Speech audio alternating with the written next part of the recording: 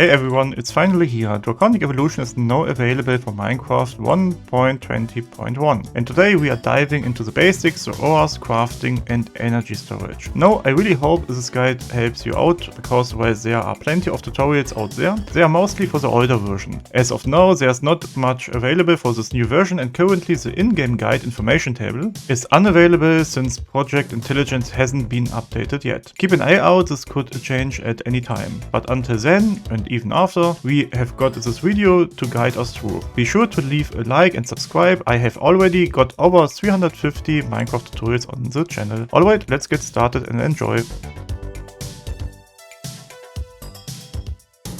So, Draconic ore can drop in 3 different places. The overworld, where you can find the Draconium ore and the deep slate, mostly at Y level 8 or lower, the Nether and the end. It's uncommon in the overworld, slightly more common in the Nether and most common in the end, but still pretty rare overall. So I recommend using other mods for ore multiplication. Like Mystical Agriculture, like you can see, Draconium seeds tier 5 or Awakened Draconium seeds tier 6. With that you can create draconic seeds and eventually you will have an infinite supply of draconic ores. All you need is your first 4 draconium ingots tossed into the infusion crafting. For Mystical Agriculture you can click the button right in the corner. I have made a tutorial about this. So use your first draconic ores to craft draconic seeds with Mystical Agriculture. Once you have mined your draconium ore, you will get draconium dust. Toss that into a furnace to get draconium ingots. Of course you can also craft with the dust directly. As you can see, you can craft a dislocator or a potentiometer, even a draconium infused obsidian. But the draconium ingot is essential for this mod. As you can see, we have 46 recipes and that is what we need for the progress in this mod.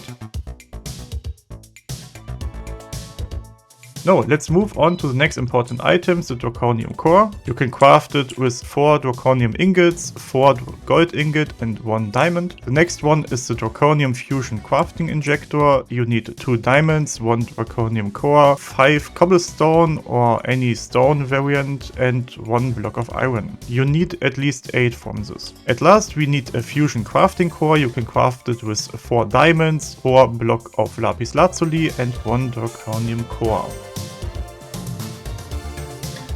Now that we have got everything, we can set up our Draconic Evolution crafting station, as you can see here. Assemble it as shown, leaving the middle empty, or better place a power generator there. You can also use power cables from other mods, whichever you prefer. The crafting station needs power.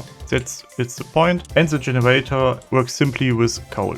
Super easy. So let's get crafting. Right clicking on the core brings up a GUI with a recipe display. You can just click here in the middle of nowhere for show recipes. Here you will find 42 recipes divided into different tiers. As you can see, tier Wyvern, tier Draconic, Chaotic, and the first tier is Draconium. So the Draconium tier is the lowest and it's the one we have set up here. You can see Draconium Fusion Crafting Injector. The GUI is straightforward left, middle and right. Display the required items and the bottom shows the energy cost. As I said earlier, the workstation needs power. So let's craft something with the Draconium tier. As you can see here, we need the Wyvern Fusion Crafting Injector as output, and that means we need 1 Wyvern core, 2 Draconium core, 1 Draconium block, 4 diamonds, and of course Draconium Fusion Crafting Injector. If you look at the Draconium Fusion Crafting Injector, you can see the current mode. Depending on the recipe, you might need to switch them to single mode or stack mode. It's pretty simple, you can just shift plus right click to toggle this. For our recipe,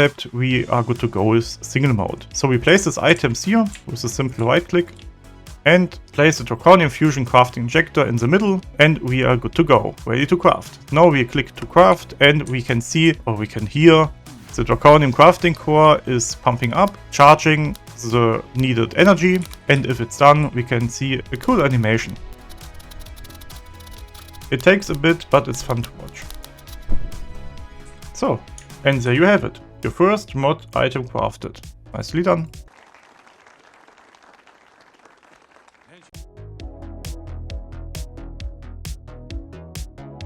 So next up, let's talk about energy. This is a big part of Draconic Evolution and clearly stands out visually. First, let's cover energy storage. You will need a 4 energy core stabilizer. Let me just deactivate this.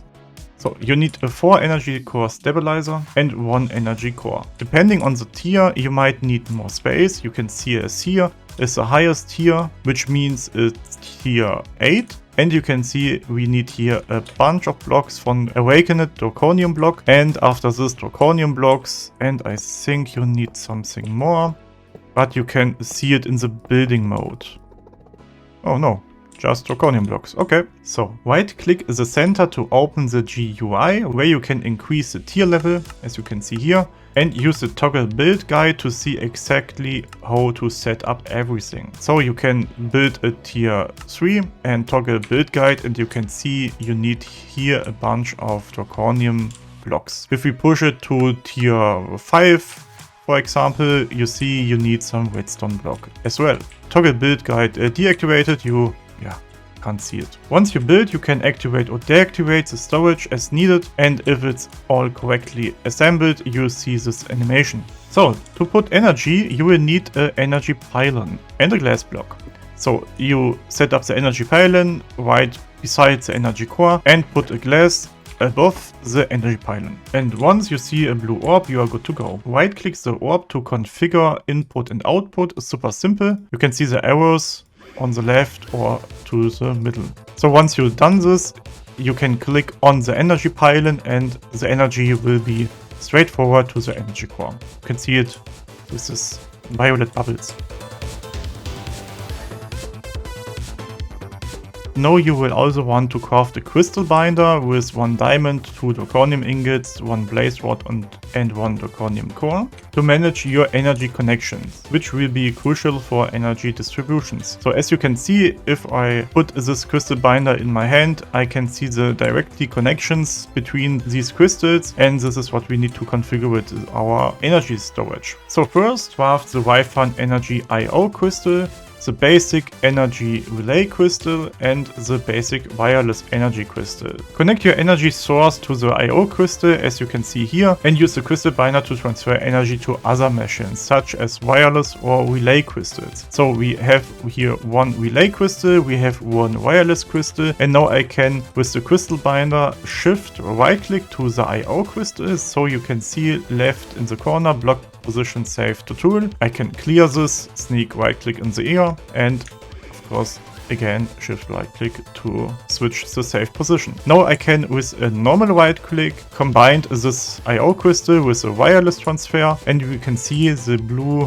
beam, the devices are linked. Now I can use the wireless energy crystal, as you can see the charge is already at 623, and now I can charge this energy to a machine from Draconic Evolution. As example, the Draconic Fusion crafting injector, as I mentioned earlier, this needs power, also I can shift right click the wireless energy crystal and right click at the Draconic Fusion crafting injector.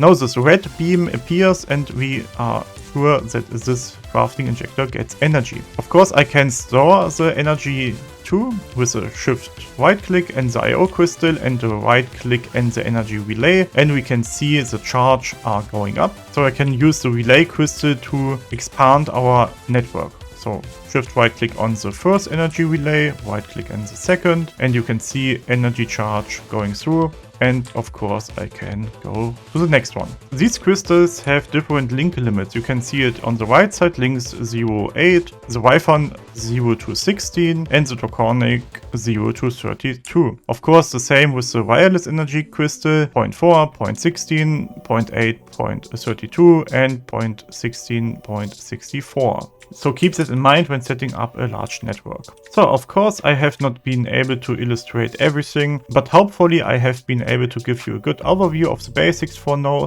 I hope this video was helpful. Don't forget to like, subscribe and check out my channel for more tutorials. See you next time.